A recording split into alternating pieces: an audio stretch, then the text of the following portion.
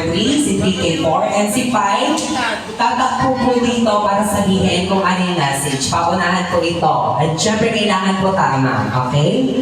Alright, okay. Sige, ready ko ng ating message. Action. Alright, okay. Wala pa. Okay. Okay, number 1, punta po sa unahan. Okay. And syempre, pag sinabi kong go, tsaka lang po kayo pupunta sa grupo nyo. Okay? Dapat po papulong lang po. Okay? Alright. Madali lang naman to, mahindi lang naman. Yes, papulong po. Okay, ready? Basa.